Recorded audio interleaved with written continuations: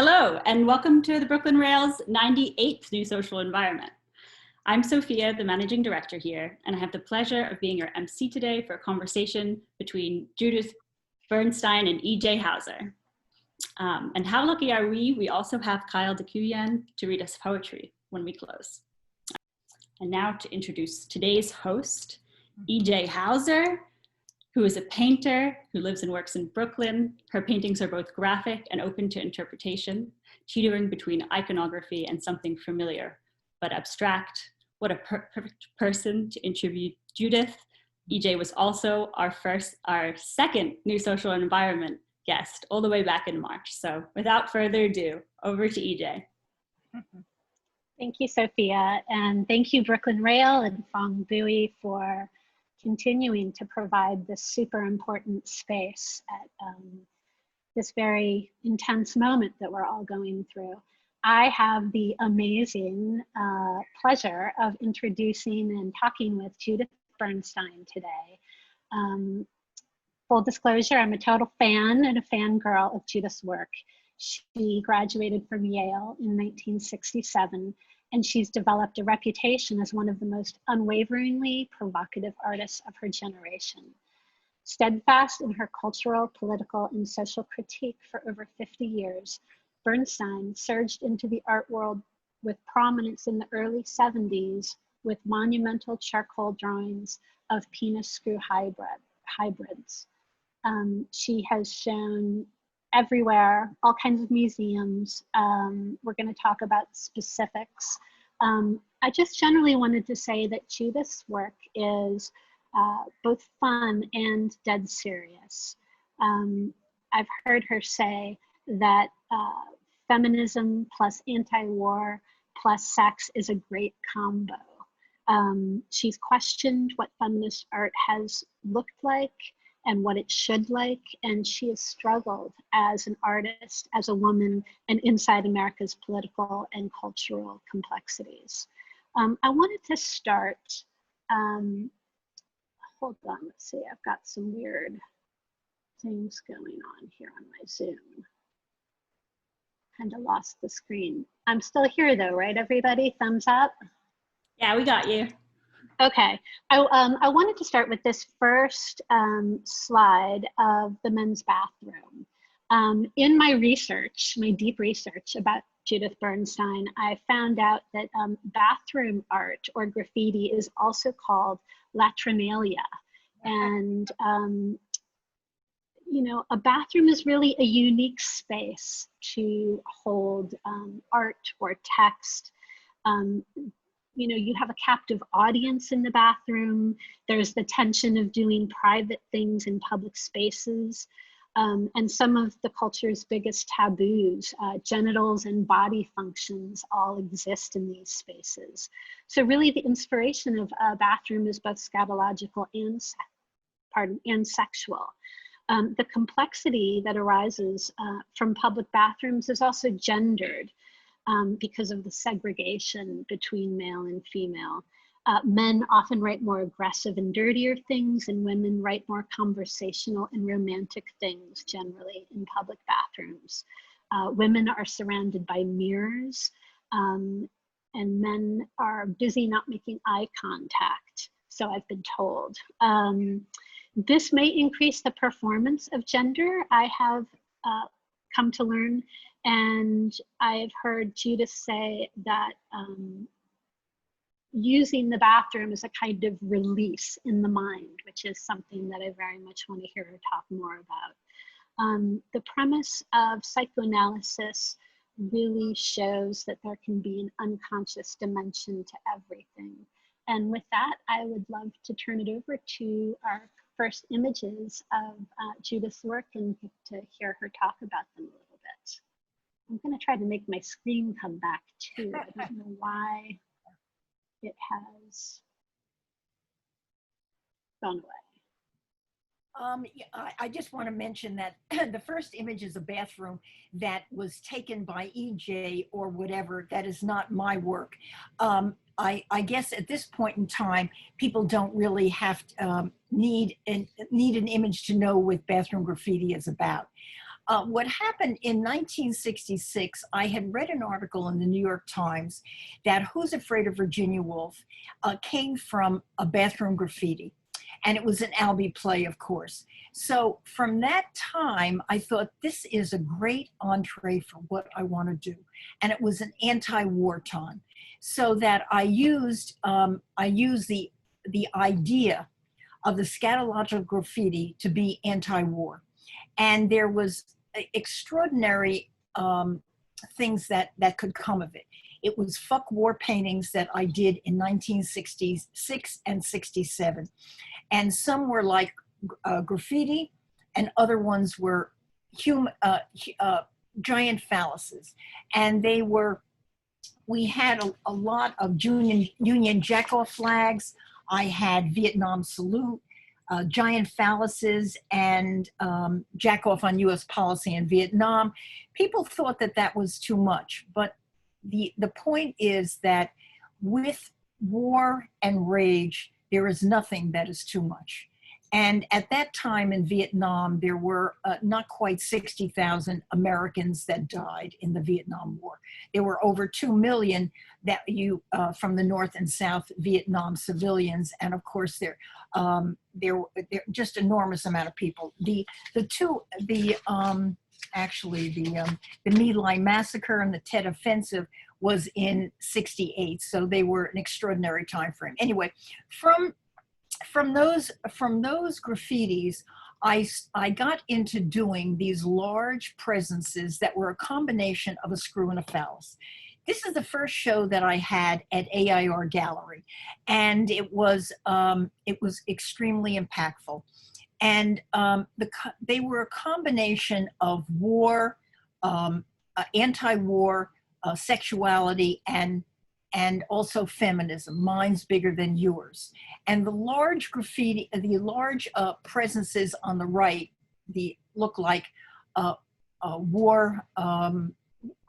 war images, by the way. They were enormous, and they were very extremely impactful, and also so strange in that period of time when it was a conceptual time. So I used in a way some of the conceptual format by using 5-panel. They were 5-panel. You don't go farther, but 5-panel vertical. So anyway, this show was in 1973, and it was the first show that I had in New York, and it was the first one-person show at AIR Gallery. And Judith, just for people who might not know, can you just say a little bit about AIR Gallery, because I think it's important to your work as a feminist and a woman artist. I'll tell you something. When I was younger, I went to Penn State as an undergraduate. Now we're talking about 1960.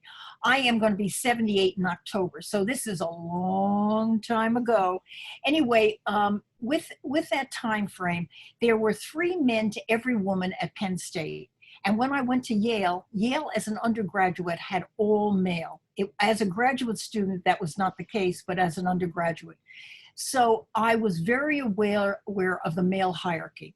And when I graduated, I went to New York, and I hit really a big wall. And AIR, Artist in Residence, what happened was we tried to figure out a name. What are we gonna call this gallery? And usually it's the name of the owner, the name of the director, things like that. But what we did was we kind of bandied it around, and I said, TWAT, 20 women artists together. Now I know it's a great laugh line, but nevertheless, I didn't at the time think that was serious, but now it would have been a knockout. Nevertheless, after doing that, Howardina Pindell, who was in the gallery, she was part of the 20, and she suggested Jane Eyre, and we went with Eyre. And Eyre was very good because the gallery's aesthetic was much more conceptual, so that was perfect. So not only was it more conceptual, it also, there was these signs, AIR, in lofts in Manhattan that referred to the fact that if the fire department came in, they'd get out the people who were in AIR, was an artist in residence. So that's how that's how all this started. But there were other women, not just myself, who were like myself, who had gone to graduate school and wanted access to the system. And that's why it was it was so great to have the first woman gallery. We didn't have other options, and we went with having our own gallery, and it was great. We actually built we built the walls, we built the floor, we did everything. And it was the first women's gallery in the world. And that was in 1972, a long time ago. Yeah. And Judith, Sure. I'm curious about the charcoal in this drawing, and what compelled you to work with charcoal? You know, I'll tell you something, I'm not even sure. I had done a lot of drawings, and I love the medium of charcoal. It is so visceral, and the funny thing is the images are so strong, but the medium I was working with is so fragile because they are charcoal on paper. But I wanted to say certain things, and the paper worked for me. So, and I used the combination of screwing, being screwed, and that pop art idea. So that was what started out with this, with these images. And as it turned out, in 1974, my work was censored in Philadelphia. It was a show that was called Focus, and they had many women who were up and coming, as well as very well-known women, Louise Bourgeois, Louise Nevelson, etc. And they thought that somehow that the director and the curator, Mariam Aguilera, and John Perrone thought children would be somehow obsessed and horrified by seeing these images, which of course was not the case at all. But nevertheless, that's how it started. And then they put together a show, and I wanted to make sure, because there was so much brouhaha about closing the show. I didn't want that to happen. In 1974, it was very important for people to know that women had a strong voice, and they were here, they were not going away, and they were fabulous. So that show happened in Philadelphia. My work was not in it, but they wore buttons for the show that said, "Where's Bernstein?" And I didn't go to the opening because a friend of mine was talking, and Walter DiMaria, who's my friend, he said, if you go to the opening, they're gonna say, "Where's Bernstein?" They're gonna say, "She's right in the corner." So I didn't go to the opening, but I went to the show, and it was a knockout. Wonderful. Yeah. EJ is momentarily switching devices. Sure. So maybe this could be a moment to look at that second picture, Lois, Yeah. that we kind of glossed over. This, of course, is Keith Haring, who was fabulous. His work was done much later than mine. I was doing scatological graffiti in 1966. He made this piece in 89, but I have to say that I'm a real fan of Keith Haring. It really was an extraordinary artist, and was, and this entire installation was a super knockout, by the way. And you don't get to see all of it, but he is so clever, so direct, and I'm a big fan of his using scatological graffiti. Wonderful. I see we got EJ back in the house. EJ. Okay. I am turning your mic on now. You there? So yes, can you hear me? Yeah, great. I am so sorry. We had it all worked out, and we should have known it was so smooth at the beginning that it would take a turn for the worse in the middle of it. No, nothing to worry about. This piece is the piece that was censored in Philadelphia. And ironically now, this piece was shown in reproduction at the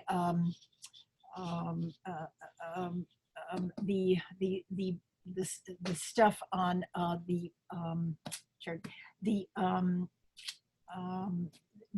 place on what should I say? Can't remember the name of it, but nevertheless, the wall of, anyway, it's been shown recently, and also I even had a pocketbook made with this one on. That was not me doing it, but it was a company. So it shows you as time goes on how things have changed. This piece I love. It's 5-panel vertical. It was part of the 4-panel you saw in the installation. And this piece was sold to the museum, the Carnegie Museum in Pittsburgh. And it was sold only recently. This piece was done in 1973. And it really looks like looks really like war pieces. Yeah. Yeah, one of the things that I love about your work, Judith, is how you really combine this perception of sexual aggression and warfare. That's right. That's right. This was another piece done. This piece was done in 1975. This piece was shown at the Stavanger in a solo show that I had in 2016. But that was the first. This was the first time it was actually shown. It was also shown in Germany. So it was really a killer. It's called Double Header. I love these titles. The titles, by the way, are so important to me. They give it a real punch, and they are like the graffiti, and they overstate what I'm saying. And this was a wonderful piece that I had a chance to show recently. Was there something about your interest in language as like a kid, Judith? Like where do you see this coming from, possibly? I'll tell you something. I don't know. I think that I always had a great sense of humor, and as a result, I had a very comedic thing. So I used that in terms of titles. The first ones that I had that you saw at AIR, I called it horizontal, I called it 5-panel vertical, and they were much cooler. But later on, I went to double header and a lot of other things. And my work, by the way, works on a subconscious level as well as a preconscious and a subconscious level. So it has a lot of underpinnings that it talks about. And as a result, people feel infanticized when they see the scale of this piece. So this is right. This is quite all my work has that, which is wonderful. I go into my subconscious to try to get an image that works for me. But when I first did this stuff, I did it just on instinct. Later on, I thought about it more, but I certainly thought about it after the fact. So it was first done through my own instinct. And I've heard you say that before in other interviews, and I just think that's so interesting. Right. When you first started working from your kind of instinctual or like subconscious place, was there something that you sort of envisioned or tried to imagine to get into that space, or did you just give yourself a lot of permission to draw? So how did that sort of manifest in the studio? I'll tell you something. I think that I did a lot of drawings also in my studio, and the drawings that I did were sometimes hardware, and that's a good name too. Everything is a double and a triple entendre with the work I do. But not only that, I also did a lot of drawings, and they gave me permission to do more. And things that really worked out, I made much larger. So I would make a small drawing, relatively small, of this work, and then I made it super humongous large. I would say that I worked a lot on instinct, but I certainly was very aware of the anti-war, because it was a big factor.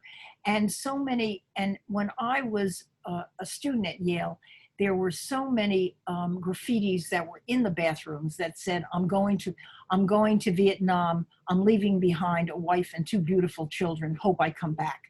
But there is also stuff that was humorous, and you'll see some of the humorous ones too. So I like humor, and humor I think is so important because it makes what you say palatable, and it also keeps it in the forefront of your mind. So it's a very important thing to use humor, and since I have that, I have access to that. Hey, just go right for it. You know? Yeah. This is a piece, this piece was not only shown at the Stavanger, this is next to Sarah Lucas's piece, and this was shown in Berlin. There were three shows, and they were about masculinity. And what is more about masculinity than my, my double header? Yes, another piece, by the way, that was in the first show I had at AIR Gallery. Yeah. This piece, I did drawings, and this is called Vietnam Garden. This was sold to the Whitney, and this piece had phalluses that were tombstones, and they're all crosses except one that's a Jewish star in the background, and memory of all those who gave their lives. And I also put on collage, I put on Brillo. So my work always has an edge. It's not that sweet.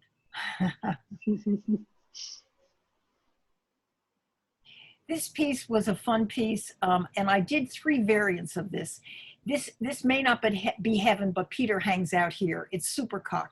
It's a man. It's Superman flying through the air with a phallus 3 times the size of him. And I also had one that had a zipper on it, and I had another one of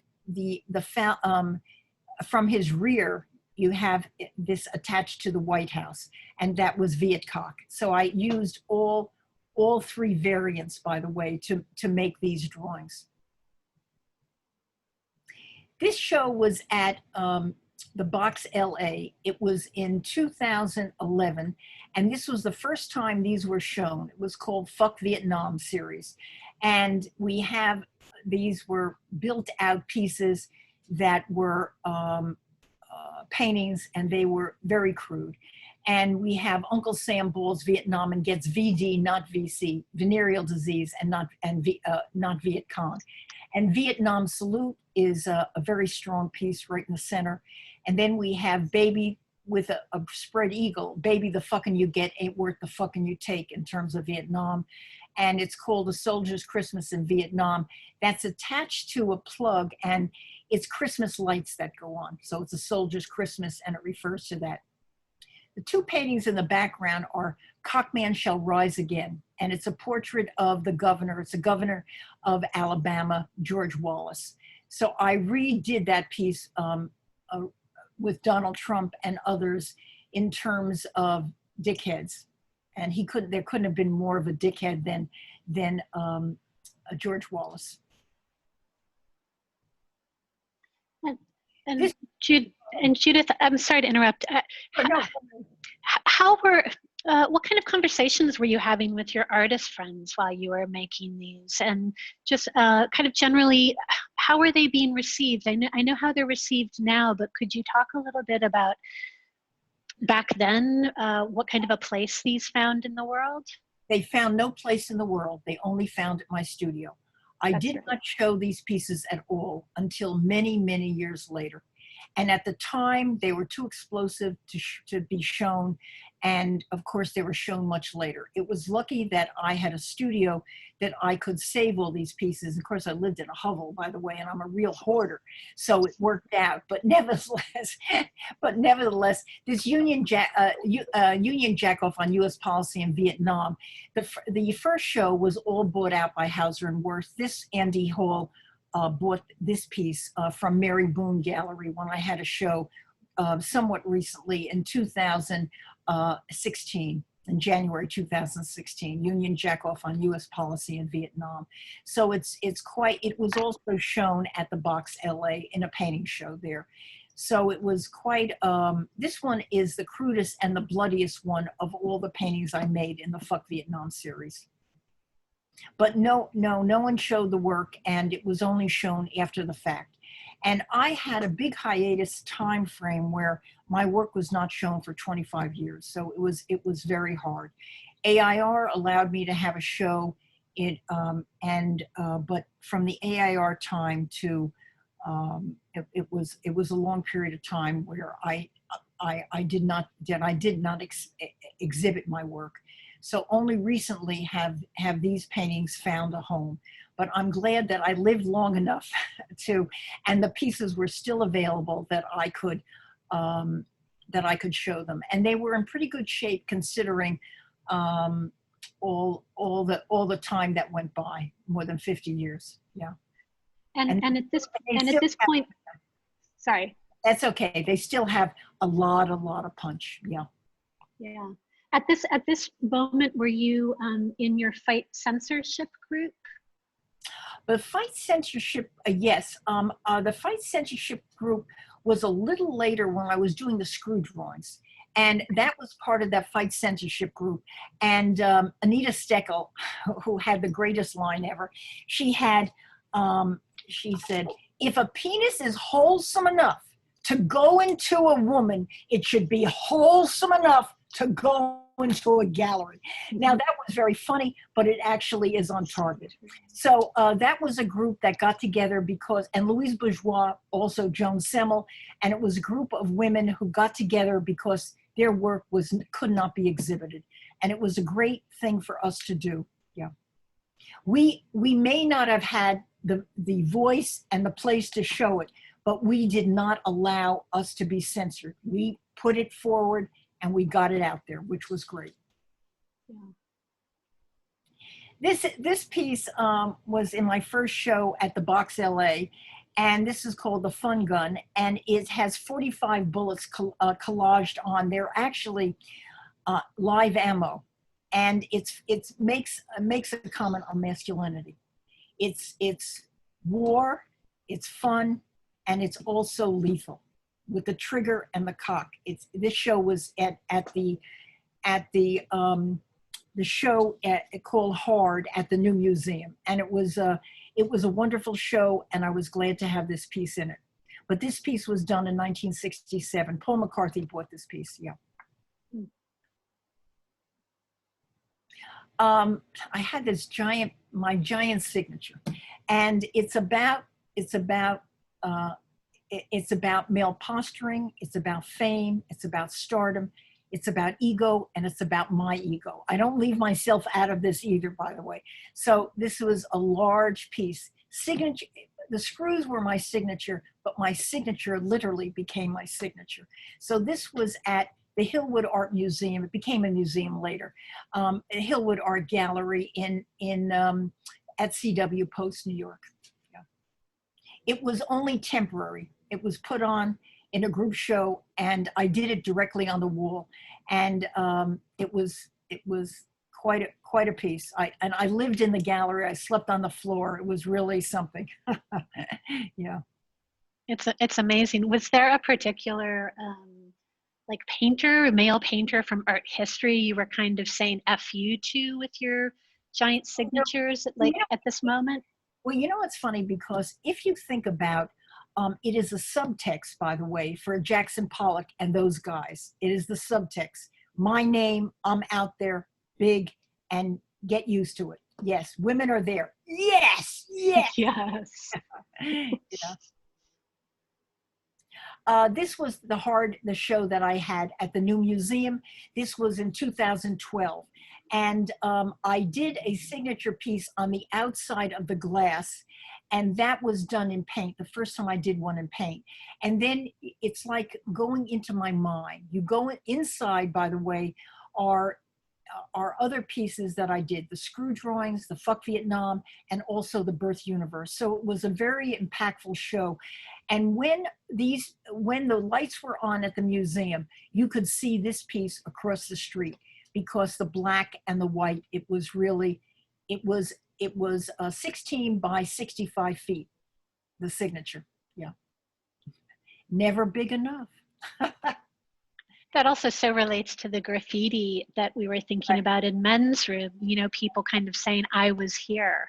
That's correct. That's it. Something, it's part of that. I was here, You have, I was here during this time frame, and this is what I'm about, and this is my voice. And it was very important for me to have a voice and have it heard. And in essence, I screamed it with the visuals that I do. And I like the name of the show, which was hard. It was hard for me, but it was also hard in terms of sexually. When you go inside, the show is called a pocket retrospective. So you have a couple graffiti drawings, and you also have on the back wall the Birth Universe piece. And that was done, Birth Universe pieces were done, it started in 2010. This one, the back wall, was done in 2012. I made a connection between birth and also the cunt, and also the birth universe and human birth. And you can see the signature, even backward, has a lot of energy. And my work has enormous amount of energy. Yeah. This piece is the piece that was on the back wall, and you can see it clear. There are black holes, and there are the birth universe in terms of the space, time, and infinity on the left, and birth universe on the other side. And yeah, this work was done at a place called Studio Voltaire, and it's in London. And they commissioned me to do a piece. This was a repurposed church. It was a Methodist church. And the back wall, that is 16 feet square. That's a big mother. And it was recently shown at Deitch Gallery in LA. And the pieces, the screw pieces, were done directly, they were on linen. All the other pieces were done on paper, but these were done on linen and charcoal. So it's almost, it had a religious feeling to it, where the altar was the cunt, and also the screw drawings were marching up to that. So it had a big impact, and I did this in a very short period of time. Yeah. I'm really fascinated with these Birth of the Universe pieces, Judith, because they're kind of, it's almost like a portal with like scientific sorts of iconography or notations going on inside of them. Would you talk to us a little bit about how you think of this representation of the universe and satellites and the Big Bang, and how this all kind, floats around in your canvases? You know, I'll tell you something. It's about the Big Bang, and also the Big Bang couldn't be bigger or more explosive than the birth of the universe. It is something that is, we can't even fathom how that was and what it created. So I really just went into my own mind and did what I wanted to do. So I have the cunt. I even have a clit in it. I even have a little rear in it on the bottom, and I have these male cock eyes, cunt face, so there's a lot of humor in it, but it's dead serious. It's dead serious. And I use the word cunt face because I wanted to, that's one of the last bastions of crudity you could have. So for sure. Yeah. This piece, this was a show that I had at the Box LA. I had it under regular light, and then I had it, the show was, one night it was under black light. And this was the third show I had at the Box. I'm going to have actually the 5th show at the Box in September. It will run from September through December, and it will be this fall, a 4-month show. But nevertheless, what's interesting about this is that I was using this fluorescent paint. I didn't realize what it would, the ramifications and how impactful it could be. And Mitchell Algus, a gallery that I had a show in New York, came to my studio and he said, how do these look under black light? A light bulb went off. I sent my assistant, at that time, John Reynolds, out to get some black lights, and we put it on the pieces, and wow. So this, when under black light, what happens is it looks almost like graffiti, because it looks very casual, looks very calligraphic, and it has a screaming feeling, by the way, that the birth universe would be about. So under black light, it has an entirely different look than what it would be like without the black light. Well, and it also feels so kind of you know, psychedelic or surreal in a way, and Right. it has a kind of instability in terms of your ability to see it, which I think goes so well with your subject matter. That's right.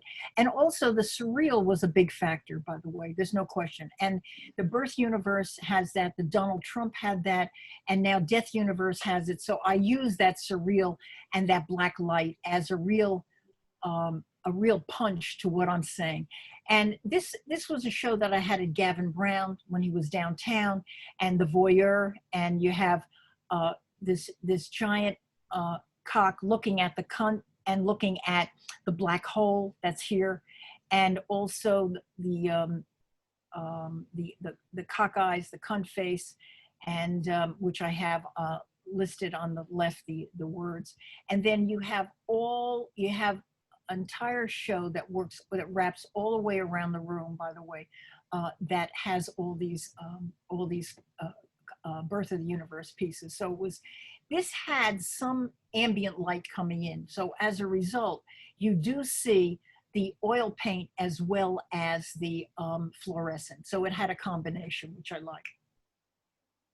And when you made this this body of work, Judith, did you think about it in kind of almost like frames in a comic book? Is there some kind of narrative element to the multiple views of the birth of the universe? How I'll tell you frankly, I never read comics, so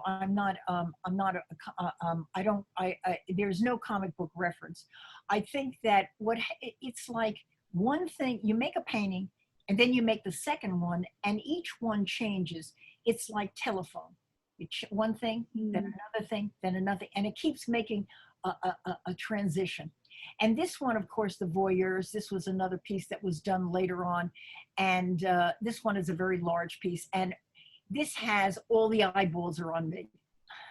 And I think that because of the recognition that I'm getting now, the thought that all the eyeballs are on me is right on target.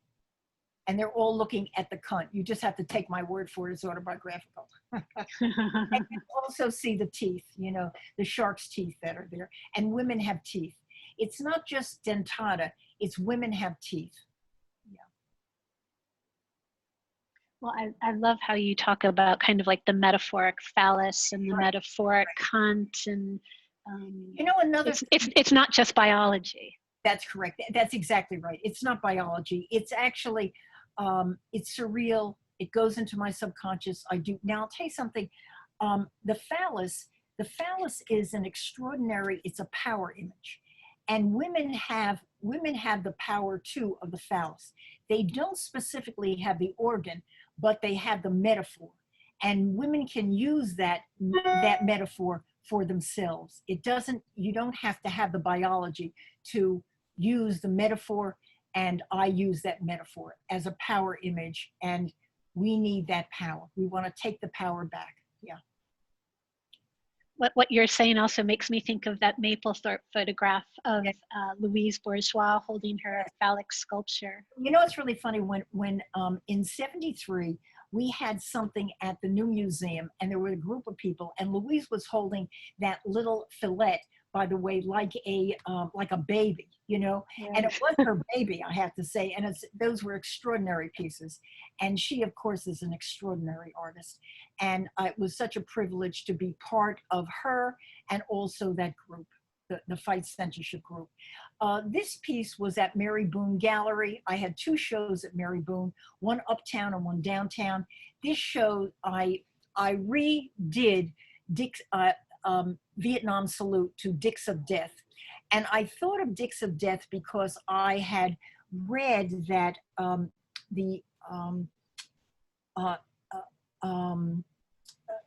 Frankenbeans is actually from, they use the word Dicks of Death.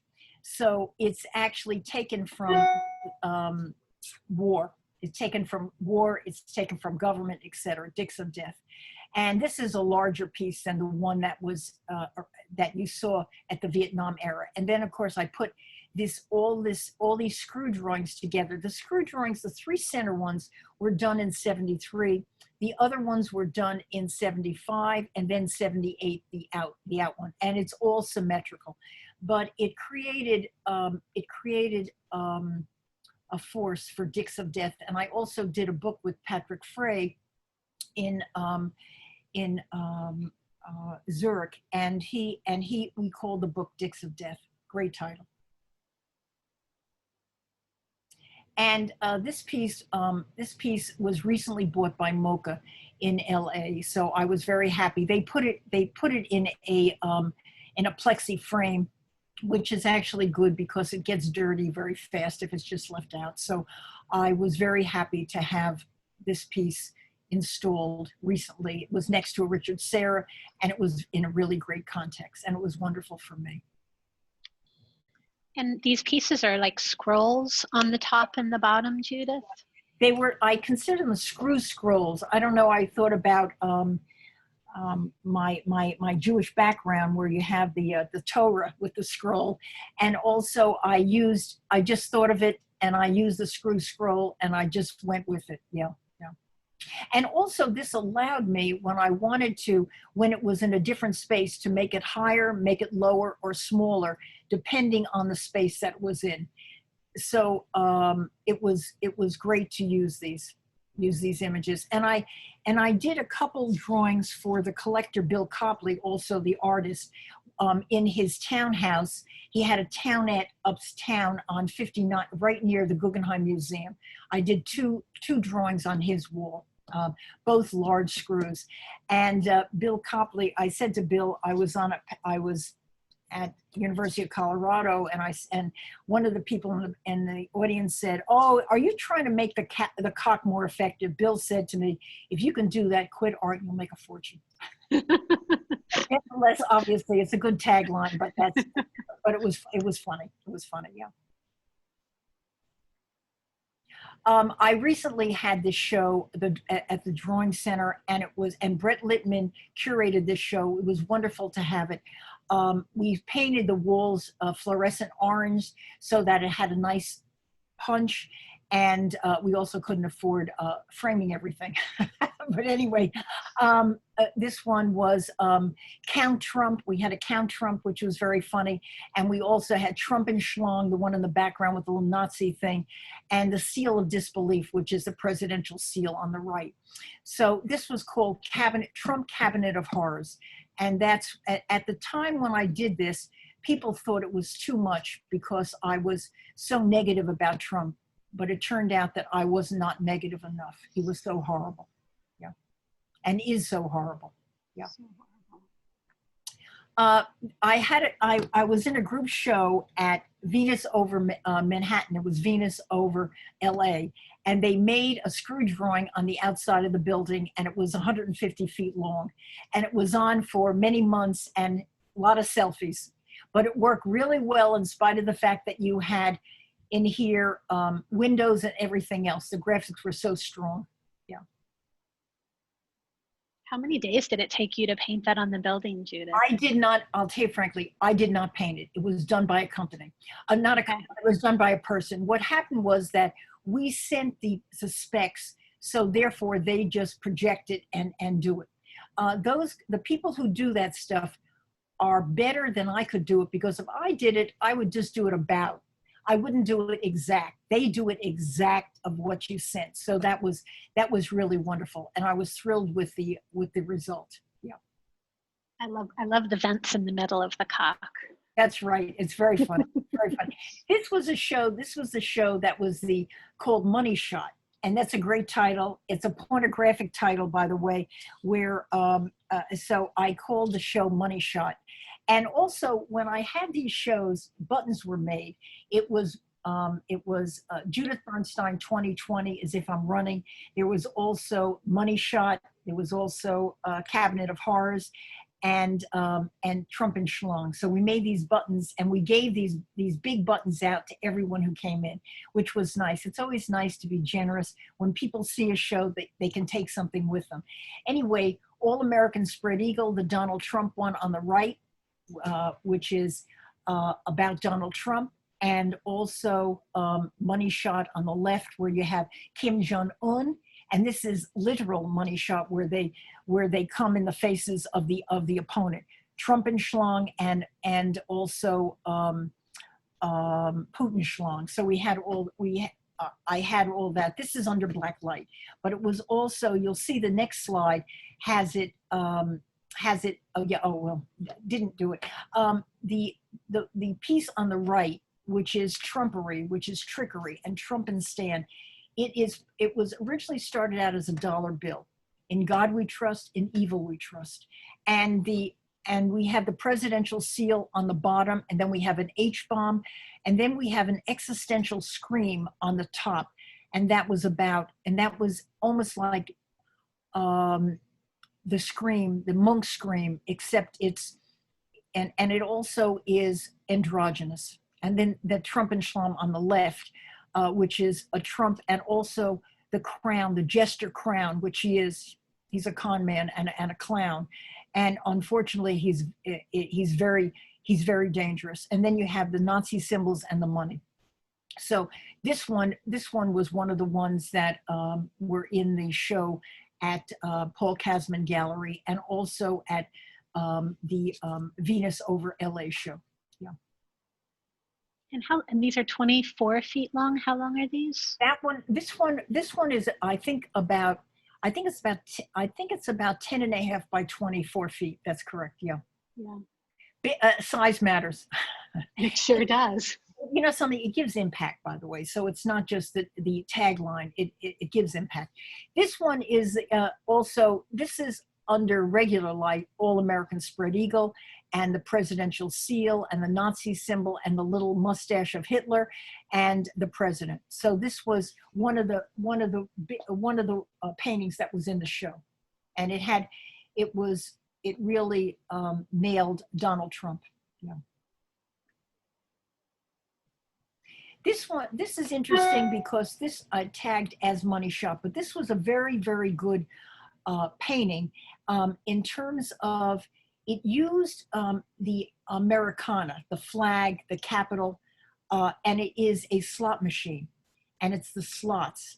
And Donald Trump is using the White House as his own personal slot machine.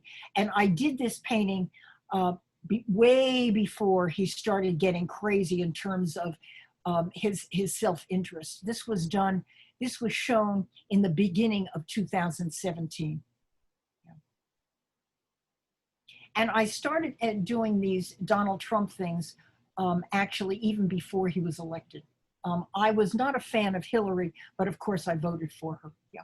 This at the American Academy, I had three paintings. I got a prize for that, but I got three paintings that were the Donald Trump, the Money Shot, which has Trumpenschlang on the right, and Putenschlang and Kim Jong-un. And then on the left, it's Quattro. It has a combination of Hillary and also Donald Trump. But the gold Quattro, the one on the top left, looks like Donald Trump, who's a cunt. So, and this one I did before he was even elected. Yeah. Have you ever done any Ivanka Trump paintings? No, I have not, by the way. She's not a political figure, and there's always people who you can satirize, but I was not interested in that. No. I was so fortunate because I was able to get a studio at the National Academy. It was the biggest studio I ever had in my life. And it was 25-foot square and 25-foot ceilings. It was a gift beyond belief. It is before the National Academy closed down, and it was a classroom. And these are called Death and Birthing Death. They're both about the hydrogen bomb, and they're about the existential scream. And it originally was about black holes eating each other. Perhaps we have comets coming into killing the Earth, but it really is about now the pandemic, and that's what it's about now. It's funny because things change all the time. At different times, your work is looked at in a different way. So this really talks about the pandemic. Judith, I've seen this, these numbers, 13.82 times 10 to the 9th power in several of your paintings. Can you tell us about that? Yes, I like the way the numbers look, by the way. It activates the space, but it actually is the age of the universe. That's what they say the age of the universe is. 13.82 times 10 to the ninth power. That's correct, yeah. And so I use that. The one on the right, these are under black light when I was at the National Academy. This one was the biggest piece I made. It's about 15 foot square. It's a little bit longer than it is high. And this one is under black light and has this existential scream. And it's quite impactful. And the one on the left is blue balls. I decided to make something a little lighter. And I like the term blue balls, but it's right. It's kind of a metaphor for getting ready to pop. So it's fun. And the one on the left, all eyes are on me. And it also is a combination of male and female. I had gotten a Guggenheim grant, and with the grant, I said that I was going to sex on a continuum. And I had the male and female in one image. And it turns out that now, of course, people can make their own lives and decide what careers and things they have. Of course, not everyone, but a fair amount of people can. And also, people can also have surgery to live out their fantasies. So that's the one on the left is blue balls. And I made 2 of those, and 2 of them will be shown at the Box LA in September. Oh yes, this is also in my studio shot, Cox and Kunz blue balls and Birth Universe. And it's funny, I use the word crown jewels. Men have their own jewels, but women have the crown. So I use that. And when I was in London and it was showing, a woman came in, she said, I think the Queen likes her own jewels better. So it was a funny tagline even for people coming by. Yeah. Do you ever paint? Do you ever paint with the black lights on? No, I never did. It looks like I do, but I actually don't. I pretty much can kind of figure out now what it would look like, but I did not. And it looks like I could. This is gaslighting, and you probably know what that is about at this point. It is taken from the movie of 1944 that Charles Boyer is gaslighting Ingrid Bergman and making her go insane, but it's a form of abuse. Donald Trump does that. Oh no, I didn't say that. And you know, it undermines the reality of the other person, and it's a form of abuse. But women do that to women, women do that to men, men do that to women, etc. So it's something that is right out there. This was going to be in a show that Andy Hall was going to have in Vermont, but as it turned out, the show did not happen because of the pandemic. Yeah, gaslighting. I'm dealing with that right at this moment. And hot hands. Hot hands, I love the word hot hands. It is actually, what it comes from is in basketball, they have what is known as hot hands, so that someone on the team will pass it to someone who's already had a couple baskets, thinking that they have a better chance of getting it in the basket. But that is not the case statistically. But nevertheless, I went through hot hands. Hot hands could be also the art world, the stock market, Black Lives Matter, many issues. It could go like telephone, and it could be referring to many things. Hot hands, another one here, lucky hand, that's what we're talking about in basketball. Ball in the hoop, of course, sexual, striking hand, rallies, protests, George Floyd, Breonna Taylor, Trayvon Martin, Eric Gardner, Black Lives Matter. And I've made other ones too, but this will give you a good sampling of what my work is about and what it's been about since 1966. Great. Oh, the last one. This is me in front of Death Universe, yeah, under black light, yeah. Amazing, Judith. Thank you. I'll tell you something, it's really so great that I was able to share my work with the people at the Brooklyn Rail. It's been really an extraordinary experience. And the Brooklyn Rail has been so fabulous in terms of being activists and doing so much. It's been my privilege. Yeah. Do you have any words of advice for young activists and young artists in this moment? Well, I'll tell you frankly, I think you just have to keep going. I think that it's very hard to show work that is political and sexual. You think, for example, that is not the case, but it is. The reason it is, for example, I even had a problem showing the Donald Trump thing because you have collectors at galleries who also are Donald Trump fans.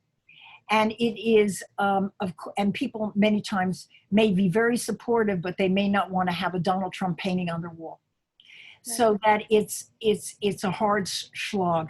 But for me, it was what I'm about. For the last 50 years, it is about my work between the connection between the political and the sexual.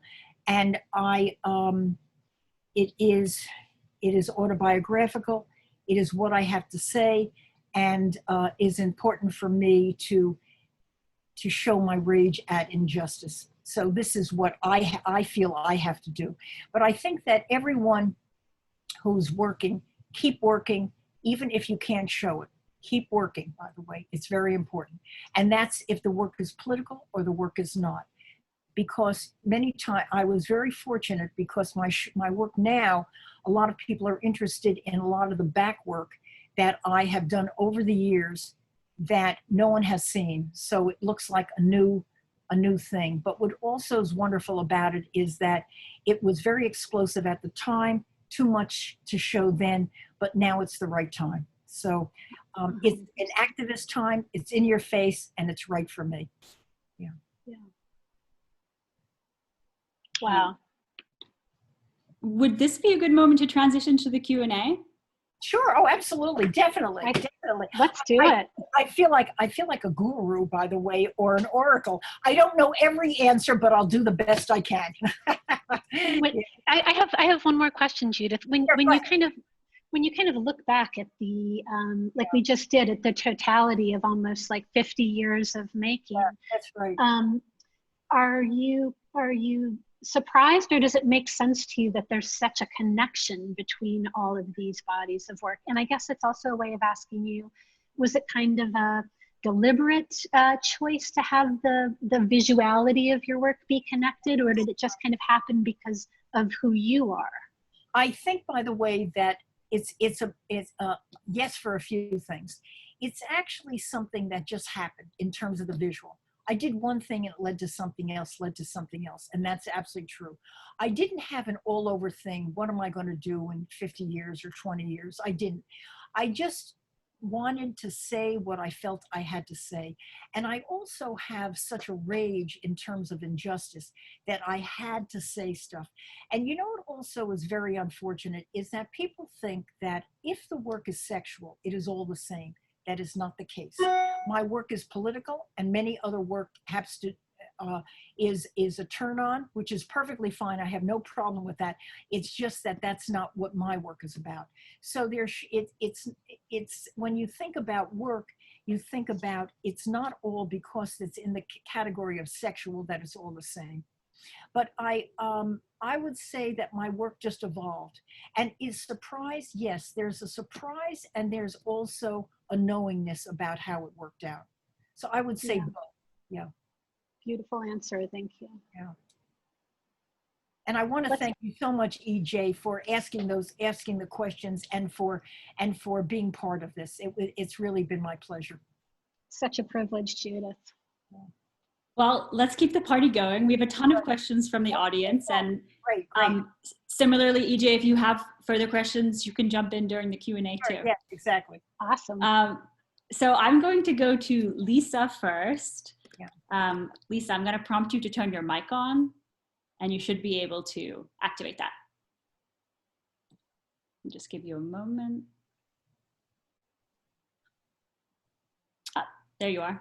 Are you? Okay, I wasn't sure if you were talking to me. Judith, I'm curator of prints and drawings at the Yale Art Gallery, and Oh, fabulous. we're just, you are such a fantastic alum, and we're thrilled to have you in our history. We're mounting up a large show celebrating 100 years of women artists who've trained at Yale. Yeah. And I'm curious about your involvement or lack thereof, with the collection while you were a student, and if you frequented the gallery, what works you might have been, really most attracted to, most stimulated by. Right. I would say that I went to the Yale Art Gallery when I was a student. And it is really a privilege to be a student at Yale and see all the works that are there. I have to say that my most favorite is the Van Gogh, the room. That is just a killer beyond belief, and I love that painting. I did go back to see an Eva Hess show that was a retrospective that was there. It was not the killer show that the Guggenheim had, which was extraordinary beyond belief. Or the Jewish Museum. The Jewish Museum one was not as good as the Guggenheim one, but it was wonderful seeing that. And every time that I was in New Haven, which were a few times after that, it was wonderful going back to the gallery. And now of course, the British Museum was not there when I graduated, but nevertheless, I've certainly seen that. And I came one time, they asked me to come to speak, and I did that.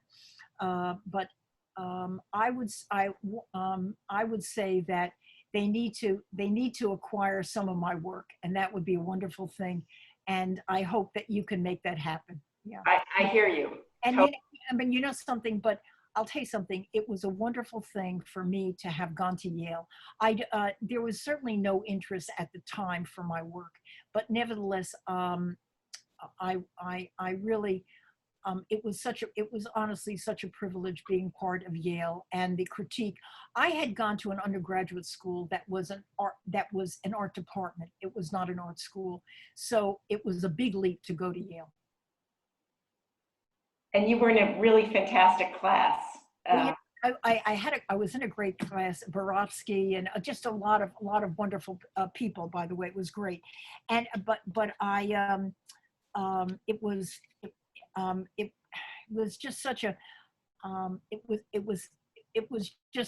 was a fabulous entree to what the world would be like outside of the academic classroom, including no women faculty at your time. Could you say that again? Sorry. No women faculty at your. Oh, no. The only thing is that one time, what's it call it? There was no woman faculty at the time. No, there's no woman faculty. And not only that, that wasn't, it's funny because the first day at Yale, Jack Twerkoff, who was the chairman of the art department, said, we cannot place women, meaning we cannot get women a job after they get an MFA degree. And that was absolutely true. And all the women that graduated before me did not get academic jobs. They worked as a gallery person, or they, worked in the Five and Dime or whatever kind of job if they needed to get a job. Now, I came from a kind of background that you needed to get a job. I did not have economic support. I came from a middle class background. So, but I would say that it was a showstopper right from the beginning, but it still was something that was a privilege to be part of this, regardless of the fact that I could make a living or show it. Judith, would you just tell your Connecticut college story, just because I think that this audience might be interested, and then I'll be quiet. But sure, go ahead. Sure.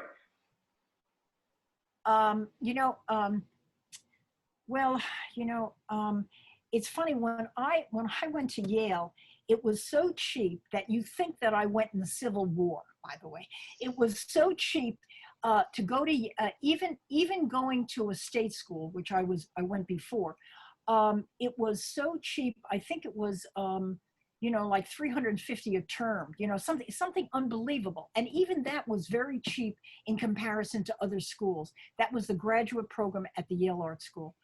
But it was a great dialogue, and we also had fabulous people come and talk about artists, talk about Giacometti, and of course they didn't talk about women artists, but nevertheless they did give us a connection. And I remember Jack Tworkov saying that art is like a trajectory from starting from Mesopotamia and going all the way to contemporary art. So it was an extraordinary time. I was not touted when I was there, but I still feel that it was a great privilege to have gone there. Yeah. Wonderful. Thank you so much. Sure. We'll head over to Liz Marcus next. Liz, I'm going to prompt you. Sure. Judith, You there? it's wonderful to see you and hear you. And I can start crying when I think about the work you've done for all women artists, the trail you blazed for us. I'll try not to start crying. I think it's great. Cry. I'm cool with it. Oh, I can cry.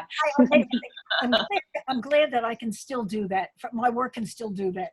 Oh, your work's incredibly moving, and I first saw it at the New Museum, Right. and I remember I saw the panel where you talked to Paul McCarthy. Yes. About your work, and I was just thinking about that right now, and I was thinking how you lay down paint similarly, the way you attack the stuff you're doing. Right. And I've often thought of you, because I will never forget that you said, and I didn't show my work for 25 years. I know. And it's often felt like 25 years since I've shown work. 25 years is a generation. So I thought that when I came back, no one knew who I was. So that was, except some of the critics who were older.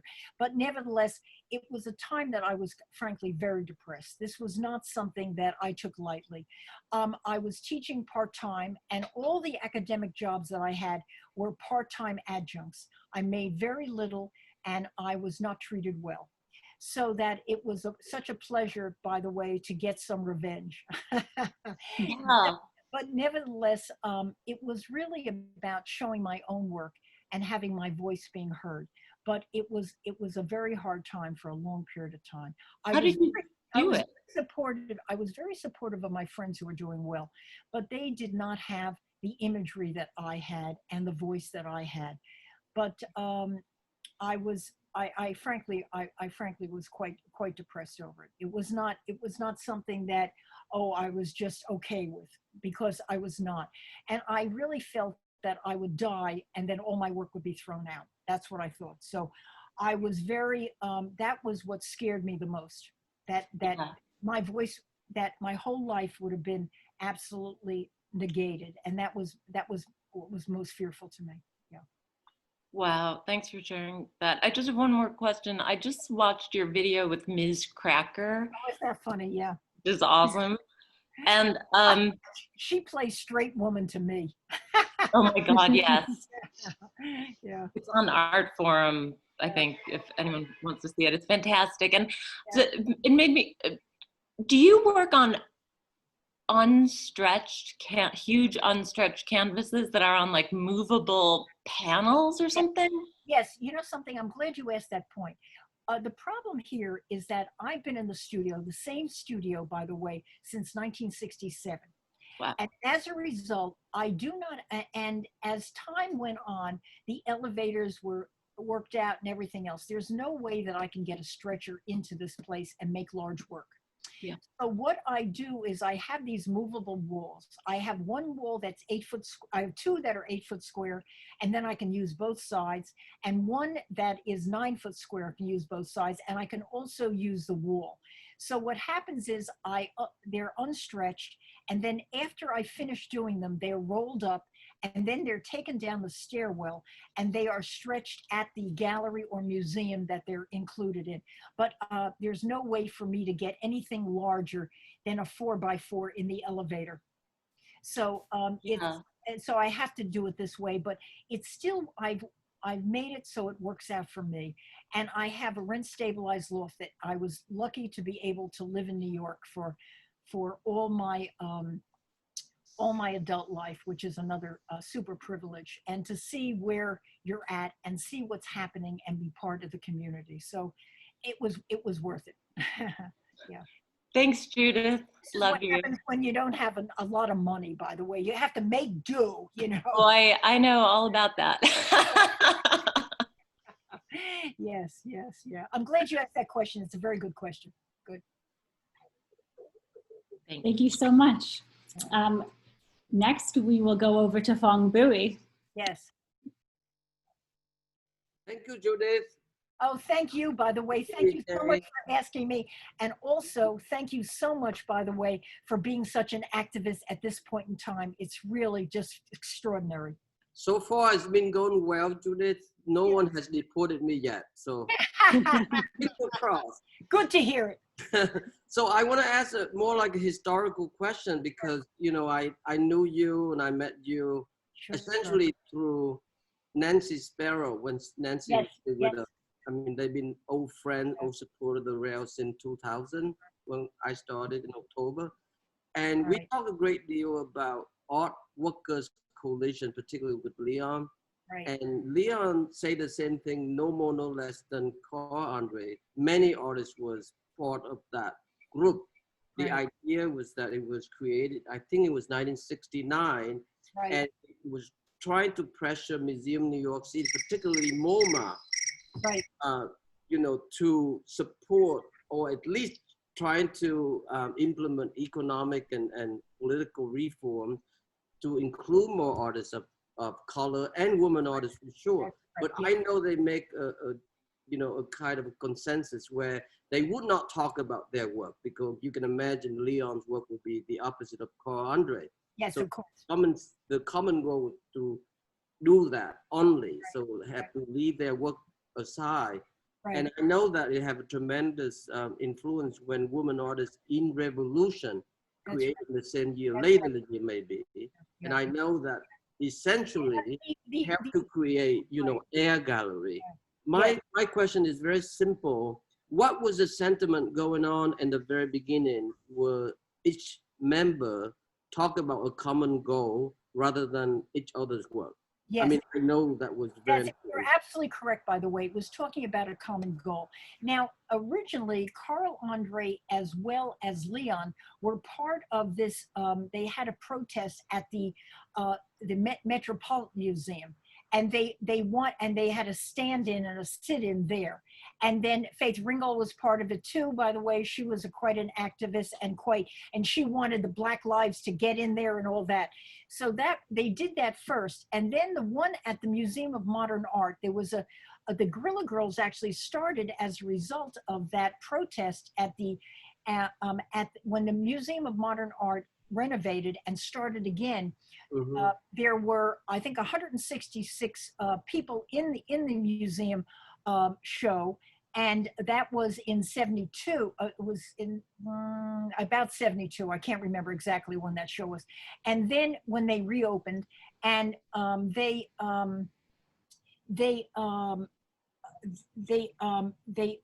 were only 13 women in the show, and some of them were part of a group, you know, a male and female group. And Keniston McShine said, if you're not in this show, this group show that had so many people in it, if you're not in this show, you better reevaluate what you're doing and your career. So that was really a call to arms. So I have to say, unfortunately, that show was not that good. So when they said, oh, women can't be in this show because they're not good enough, that was a crock of shit, by the way. And even at the highest level, there were women who could be in these shows.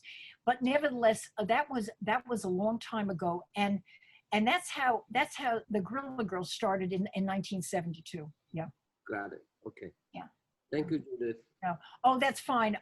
You know, there's so much history that keeps coming up, and should be told. Yes. And this is the right time to tell it because of the fact that it's a political time. It's like I caught the zeitgeist of the times, and it could have gone in another way, but I was fortunate that it went in the direction of what I was doing. Yeah. No, thank you. Yeah. Thank you very much. Okay. Thank you. Renee Ray, I've got you on deck next. Yes, I'm here. Can you hear me? Yes. Okay, perfect. Thank you, Judith, for your powerful and engaging work. You are definitely an inspiration to keep persevering and staying true to your voice. Right. I had actually gone to the Academy of Arts and Letters with my boyfriend, and so it was wonderful to see that you got that award and recognition. Yes. So congratulations on that. Thank you. So my question is, do you plan out your work, and or do you do a study, or do you work entirely intuitively? And also, how do you decide what size to choose for each piece? I'll tell you something. It's interesting because I do both. I sometimes work completely intuitively. I have a canvas a certain size, and so what happens is that my canvases are dyed, so they're stretched first on a big wall, so that I decide that it's going to be a square format because the walls are square. So therefore, many times I work intuitively, but sometimes I will do sketches. Most of the time I work intuitively, but I do sometimes sketches. And especially when I was at the National Academy, I did some collages that worked into paintings because they were so large. And I also had a very short period of time that I had to make them. First it was 3 weeks, then 6 weeks, and then it turned out to be 6 months, the whole total. And I was able to do these humongous pieces. But normally I would work intuitively, but I didn't do it there. I did do sketches before. So I will do both, by the way. I will do both. Interesting. And, yeah. And I don't, it depends, especially if I'm working on something that I haven't done before. And I haven't had the experience of the visuals, before. Then I will many times make small mock-ups, of what I intend to do. But I do it freehand. I do everything freehand. I don't do, I have to see this or that, or sketch it out. I just go right to it. Yeah. Okay. Wonderful. Thank you. Oh, no problem. No problem. You know something? Painting and acrylic as well as oil is very forgiving. So if you make a mistake, just keep going. That's all. You get it right. You can write. Yeah. Well, I look forward to seeing more of your work. Oh, thank you so much. Yes. Okay, thank you. Hey, Judith, I just wanted to jump in while we were talking about it. Do you have a favorite time of day to paint? That's a real painter's question. I'll tell you something. I love to work at night. I'll tell you frankly, I'm doing this at 1 o'clock, but I want to tell you, it's a torture. I love to work at night. And I will tell you, I go to bed 2 o'clock at 2, 3 in the morning. And even despite of the fact that I'm so much older, by the way, I'm almost 78, I still go to bed really late. That's my preferred time. I just get a second wind. There's no one to bother me or to call me or that. And I think that statistically, they say that people are more creative at night. But I found with me that it wasn't really any difference. If I worked in the morning, I worked at night, worked during the day, it still came out the same. But my favorite time is absolutely night. I love night. I love the dark. I love the mystery. Yeah. Agreed. It was that way too, Judith. Yes. I only come to see her around 9 o'clock, and we have dinner at 11. Oh, that's great. That's great. No, that's perfect, by the way. That's just perfect. Yes. Yeah. Wonderful. Everett, you're up next, sir. Hi. Can you hear me okay? Fine. Yes. Okay. So I guess my question is, what brought you back to exhibiting your work after 25 years? I actually have questions in relation to this 25-year hiatus. Like during this time of depression, what was it like making work, and what resource or part of yourself inside of you sustained your practice while in isolation? Well, I'll tell you something. I have a lot of rage, and the rage actually can keep you moving, by the way, you know. And matter of fact, someone asked me, how can you keep this rage up for so many fucking years, you know? But nevertheless, you'd be surprised how you can keep that going when you're not getting stuff and you're outside looking in. So now that I've got my foot in the door, I'm thrilled beyond belief. And the good news is that not only that, I can do work and show it at the time. That's the biggest gift possible. It is such a gift, as opposed to putting it in a drawer. And storage is the first thing I got when I started selling some work. That was the best thing that ever happened. I'm trying to think some of the other questions that you. What are some of the other questions that you asked? I'm sorry, Everett. That's okay. That's my fault. I asked a bunch. What got me back in? What happened was. Mitchell Algus was showing a friend of mine, Joan Semmel's work, and she had suggested that I be in a group show. It was called The F Word, and she had Hannah Wilke in it. They had a couple, you know, maybe 7 people in it.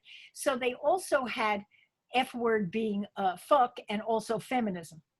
So I was in that show, and then Mitchell Algus asked me if I wanted to have a one-person show there, and that's how it started. So he propelled my career there. And then what happened is Paul McCarthy came to New York. He wanted to show an artist that Mitchell Algus showed, which was, so he came and he saw my work, and he decided he was thinking about buying a few pieces. And then when his daughter came to New York, she ran the gallery that's his, the Box LA, and she is the director. He came, they offered me a show, and I had to teach. I had some crummy teaching job, I have to say, that day, the next day, and it was also my birthday. So I thought, oh my God, this is a sign from God, you know? So anyway, so it was my birthday, and I said, I can't make it. She said, oh, I'd like to come to your studio tomorrow. I said, oh, I can't, I'm teaching and all. I said, oh, next time you're in New York. I don't know what propelled me. I was just insane. And then, there used to be, and I think there still is, you put star 69 and you get back the person who you called. So I did, and I said, come to my studio tomorrow, and that's where it started. And it started on my birthday because that turned out to be my birthday, October 14th. So I thought that was a good sign, and it worked out quite well. And now I'm having my 5th show at the Box LA. Yeah. Wow. You go, Libra. Yeah. Yes. Amazing. We have a question next from Sid. Are you there? Yeah, I'm here. Hey. You see me? Yeah. Okay. Judith, I did Invisible City in Philadelphia that your great work was in. Oh, wonderful. Wonderful. Great. And I just want to add that Mitchell Algus is like Bellamy was in the 60s. I mean, he's amazing. Absolutely. He's amazing. And he has such a history. He's also an artist, and he showed at one time. But nevertheless, he's really carried on the fight, and he's shown, and his agenda is to show people who have not gotten their due, like Lee Lozano, like myself, and a whole crew of people. And he's really quite extraordinary. He's a great guy. So when you were at Penn State, I mean, are you from Pennsylvania originally? No. I always lived in New Jersey. I was from a small beach town, place called Bradley Beach near Asbury Park. So was Richard Frankel at the gallery in Penn State when you were there? There was a Frankel, and yes, I think his name was Richard. I can't remember his first name. Then he went to Rhode Island. I think that he had some other places too, but yeah, a long time ago, yes. And that was in the beginning 60s. I was there from, I had gotten 2 degrees from Penn State in the 60s, the early 60s, yeah. So I just want to add that your depression, about 12, 13 years ago, I went to Marjorie Strider's studio for the first time. Oh, wow. And no one was interested in her work. Absolutely. And I don't think anybody had been there in years. And dead in the water, I know. And silver paintings. She chain smoked, and silver paintings were Yes. bronze Right, right. from the nicotine. Like, And I left her studio more depressed than any studio visit I ever been to.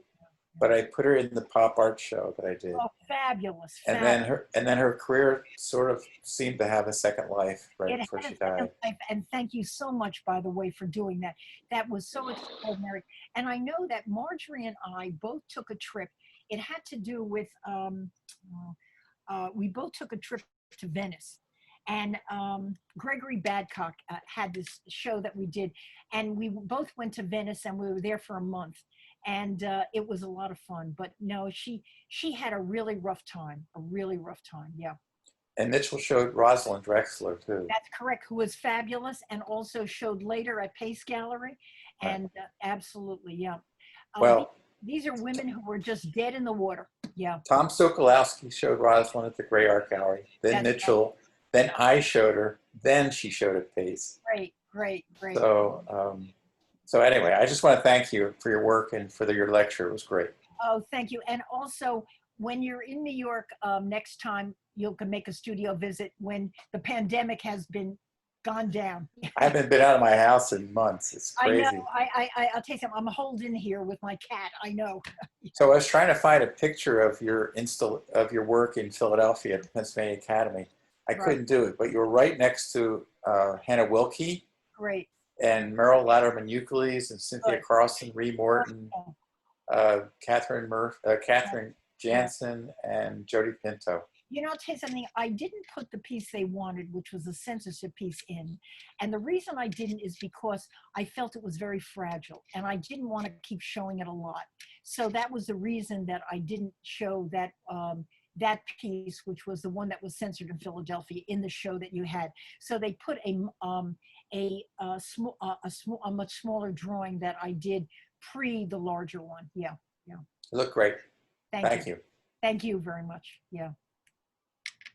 That's it. Thank you, and thanks for your help identifying the projects in the chat, Sid. And also, EJ, you're gonna have to make a studio visit, by the way, when things kind of slow down from the pandemic. I cannot wait, Judith. Great, and I can't wait either. By the way, you've been so terrific. Yes. And I can't wait to meet your cat. There's something about painters and cats, right? Yes, absolutely. You know, it's really funny when I saw all the painters that was put on Instagram. So many of them had black cats, and I had two gorgeous Persians, and both of them died. One at 19 and one at 20. And the one I have now is less than 2 years old, and she was given to me. She's not a Persian. She's a Russian blue, and she's fabulous. She's great company right now, I'm sure. Oh, absolutely. She's so affectionate. I love it. Yeah. Thank you for being so generous, sharing just all of your work and just such honesty about your journey and your project. And you know, I do a little bit of teaching of younger people, and you are such a badass and a hero to a new generation of artists. It's awesome. And I really appreciate you showing my work, by the way, because that's really important to have that legacy and to have work shown to a younger generation. Yes. And everyone's younger than me now. Well, we feel very lucky. We have one final question, which sort of ties into what we were just talking about. And then we will be moving to Kyle for poetry reading. Becky, I'm going to turn your mic on. Hi there. Great. My question, I apologize if you did address this when I had stepped out, but I'm wondering if you could speak to what a day in the studio looks like for you, and if you tend to work by yourself, or if you also have some people that work with you to make your work.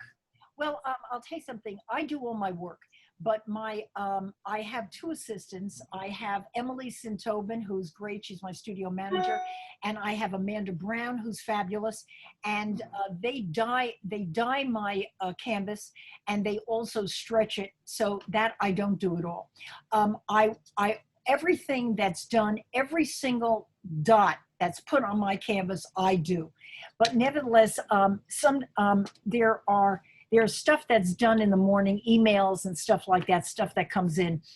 So I will work with them to do that. And they're also checking out all my work over the years, that I've done so many drawings that haven't been cataloged and haven't been put together, and they're doing that. So they're creating the legacy that I need. And I actually like to sleep late, but they come in at 10 and they work from 10 to 6. So I have one assistant that comes 4 days a week, Emily, and one assistant comes 2 days a week, Amanda. So they working from home at this point, so I'm alone at this moment.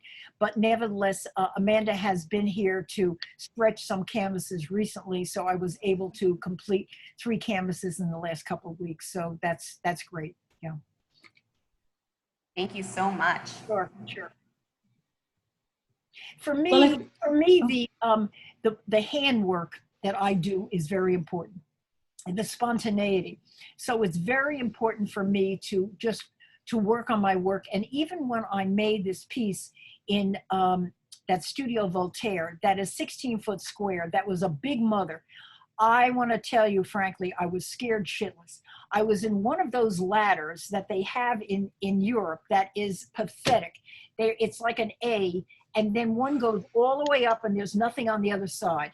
So my assistant at that time, John Reynolds, held the ladder for me so I didn't actually fall on my face and get killed.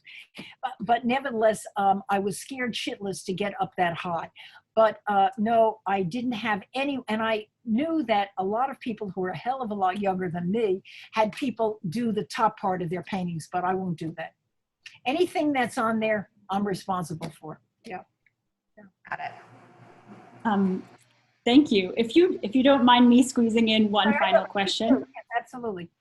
I'm curious which of the new guard of artists that you follow or are interested in.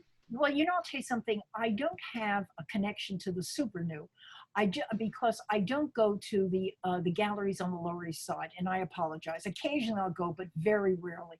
So I mean, so I really can't say, but there's some extraordinary artists out there, and there's a lot of people who are working at this point who deserve recognition. And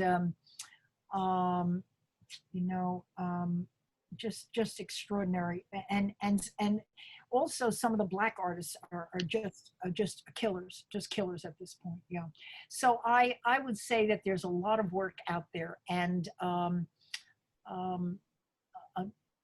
they'll get recognition, and they have time to develop. But it's also good to be able to, and I say this, show as much as you can. Every time you have an opportunity, show it. It's always good, because it also copyrights when you've done the work. So it's important. Yeah. Thank you very much. We also have an upcoming weekend journal with Judith, so that's something for us all to look forward to, our weekend short form studio visits with artists all over the world. So great. Oh, great. That's wonderful. And I was glad to be part of that too. Yes. Thank you. You've been very generous. Well, this is a great moment for us to transition to our poetry reading, which is it's a rare tradition. We've carried it into the virtual space. We are blessed to have Kyle Dacuyan here with us today. Before we hand over to him, I'll just give you a brief intro. Kyle is a poet, performer, and translator. Prior to joining the Poetry Project, he served as the co-director of National Outreach and Membership at PEN America, where he led the launch of a nationwide community engagement fund for writers. Kyle, Thanks. Over to you.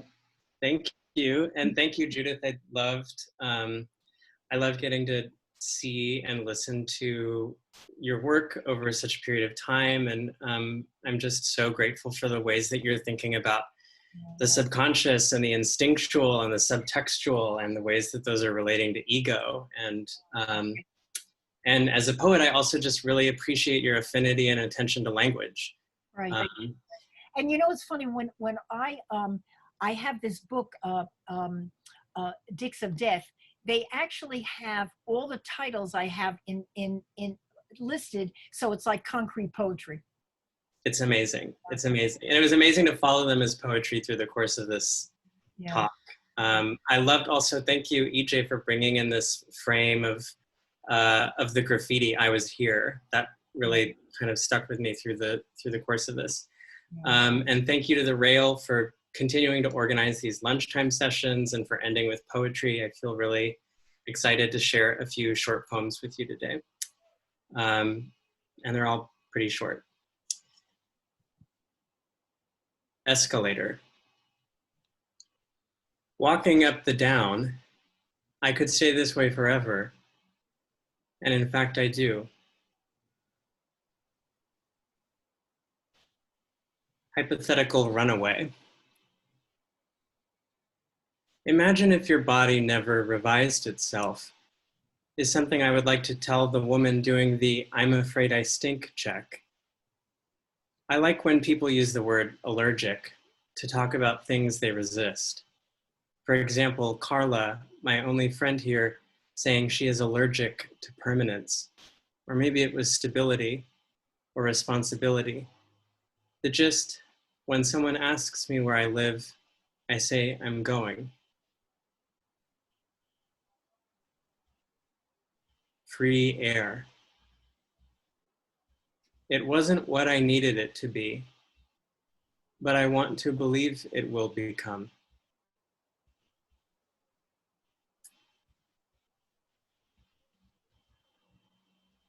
Hunter, heart, a lonely is the dream. I have a little of a mathematics. Child again, absorbed in novels from my sickbed. Bright clutch of what is recognition somewhere avant meridian. Another child leaving in the novel I am reading. Light in me, asleep, a pool of neither thought nor feeling, not of things, but of their elements escaping. Slips away the child in the book from a party, her birthday, from the other children she is leaving. I am tired. I am reading. I am adding. I am trying not to understand, to undo the will to understand. Must relinquish must, and trying, reading free from I read a child listening for the first time to music, for the first time in the sense of recognition. What is it that sees me? A child in a novel that has neither person nor a substance. Music, mathematics is a dream, makes me see myself more loving. When I listen, makes my heart go. The hunter and a lonely, remembering is a mathematics. And the body in its illnesses, the stamina has symphonic calculus of living. Listen, listening, heart I have, remembers what the seeing was. Dream a reading is, a feeling I have every time I have. First comes the listening, then memory, the dream, the sense of speech is mathematics. To see a means of feeling there is always, then the leaving and undoing. Life, I was a fraction. I will not see the world that I am making. I knew in my additions, I was nothing more than almost a child in the middle distance, speaking to his apparition. Speak, you have a history. Thanks, everyone. Thank you so much, Kyle. Gorgeous, gorgeous. A beautiful ending to what has been a very inspirational event and an excellent way for everybody to start their weekends. We do hold these events every day, Monday through Friday. And next week, we'll be hitting our 100th episode. Oh, wow. Which is very exciting. And we'll start off the week strong with Joan Jonas and Daisy Desrosiers. Fabulous, fabulous. So I hope to see many of your faces back there then. And if people would like to turn their mics on to say goodbye to Judith, Kyle, to EJ, you're very welcome to. They deserve all the cheers in the world. Judith Bernstein. Judith. Thank you. Judith. 2020. Thank you so much. So amazing. Thank you, Kyle, for that fabulous series of photos. Thank you, Judith. Wonderful. Judith and Wonderful. EJ. Good. Thanks for coming, Sid. Those were awesome questions. Thank you. Good to see you, Andrew. Thank you, Fong. Thank you, Judith. Very you. inspiring.